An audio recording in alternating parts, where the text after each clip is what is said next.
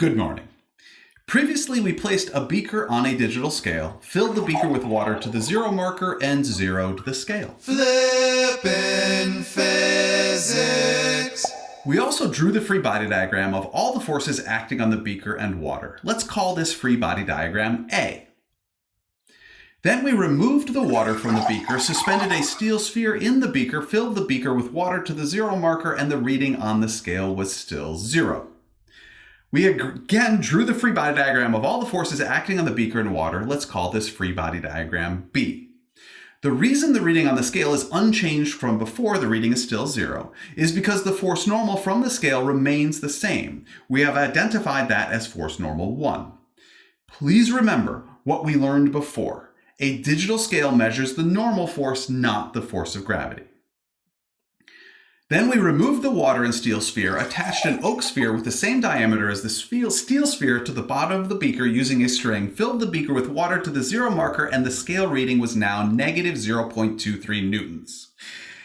By drawing a new free body diagram, which we will call free body diagram C, we show that the reading on the scale is decreased because there is now an upward tension force acting on the beaker, which reduced the force normal from the beaker, which we are now calling force normal 2. As promised before, we can solve for the negative 0.23 Newton reading on the scale when the oak sphere is submerged in the water and attached to the beaker via the string. To do that, start by realizing that because the scale was zeroed out when the reading on the scale was the magnitude of force normal 1, the new reading on the scale is the difference between the two normal forces.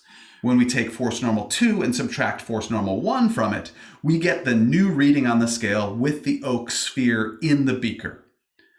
All right, let's start solving for the reading on the scale. To do that, we need to sum the forces in the y direction using free body diagram A. Bo, please do that. Sure.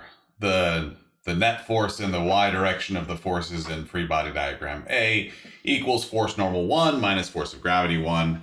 And that equals mass times acceleration in the y direction. Nothing is accelerating in the y direction, so that equals 0. That means force normal 1 equals force of gravity 1. Thank you, Bo. Bobby, please sum the forces in the y direction using free body diagram B. Okay, the net force in the y direction of the forces in the free body diagram B equals force normal 1 minus force of gravity 2 minus the buoyant force, which equals mass times acceleration in the y direction. Again, the acceleration equals 0. That means force normal 1 equals force of gravity 2 plus buoyant force. And Bo showed that is also equal to force of gravity 1. Hold up. Why are there two different forces of gravity? Even though both beakers are filled to the same zero marker, there is less water in the beaker with an object submerged in the water, so force of gravity 2 is less than force of gravity 1. Okay, thanks. Why is the buoyant force down on the beaker and water? I thought buoyant forces acted upward. The buoyant force acts upward from the water on the steel and oak spheres. However, according to Newton's third law, there is also an equal but opposite buoyant force acting from the steel and oak spheres downward on the water. Yeah, that's right. Thank you, Bobby. Well done. Billy, please sum the forces in the y direction using free body diagram C. Absolutely. The net force in the y direction of the forces in free body diagram C equals force normal 2 plus force of tension minus buoyant force minus force of gravity 2 equals mass times acceleration in the y direction, which still equals 0. That means force normal 2 equals buoyant force plus force of gravity 2 minus the tension force. Oh, we now have equations for force normal 1 and force normal 2, so we can solve for the reading on the scale. May I do that, Mr. P? Sure, Billy. The change in the force normal equals force normal 2 minus force normal 1. Substituting in equations for those gives us buoyant force plus force of gravity 2 minus tension force, minus the quantity force of gravity 2 plus buoyant force.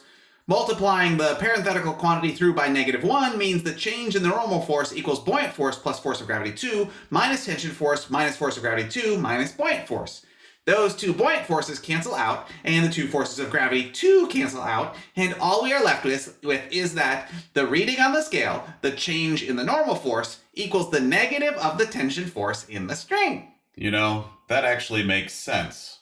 If you look at the force vectors, you can see that force normal 2 plus force of tension equals force normal 1. Yeah. Nice. Agreed.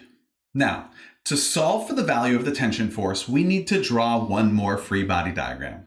Bobby, please draw the free body diagram of all the forces acting on the oak sphere when it is submerged in the water and attached to the bottom of the beaker using the string. To be consistent, let's call this free body diagram D. Bobby? The buoyant force from the water on the oak sphere is up. The tension force from the string on the oak sphere is down. And the force of gravity from the earth on the oak sphere is also down. And I suppose we are going to sum the forces in the y direction on the oak sphere, or free body diagram D. That equals buoyant force minus tension force minus the force of gravity on the oak sphere. Again, it equals mass times acceleration in the y direction, which equals 0 because everything is at rest. So the tension force equals the buoyant force minus the force of gravity on the oak sphere. And returning to solving for the reading on the scale, the change in the normal force equals the negative of the tension force over the negative of the quantity buoyant force minus force of gravity on the oak sphere. That equals the force of gravity on the oak sphere minus the buoyant force, and that equals the mass of the oak sphere times the gravitational field strength minus the buoyant force. And that's as far as I can go because, well, there are two unknowns in that equation. Perfect, Bobby. Thanks. We actually do know these two unknowns. We measured the buoyant force last time. It equals 0.68 newtons. And I measured the mass of the oak sphere. It is 46 grams or 0.046 kilograms.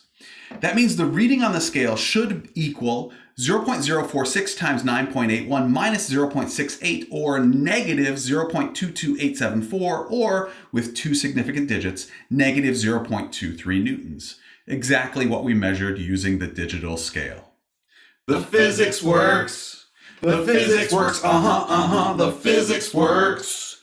The physics works. The physics works. Absolutely. Thank you very Hold much. up, Mr. P. Yes, Bo? We never used anything we learned from summing the forces in the y direction on free body diagram A. The fact that force normal 1 equals force of gravity 1 was irrelevant for solving this problem. Why did you have us do that? Well, Bo, when solving a problem, we often do not know exactly what information is going to be useful, and sometimes parts of our solution do not end up helping us solve the problem. That is just how learning works. I do not like that. That is not surprising. Yeah. Sure. Thank you very much for learning with me today. I enjoy learning with you.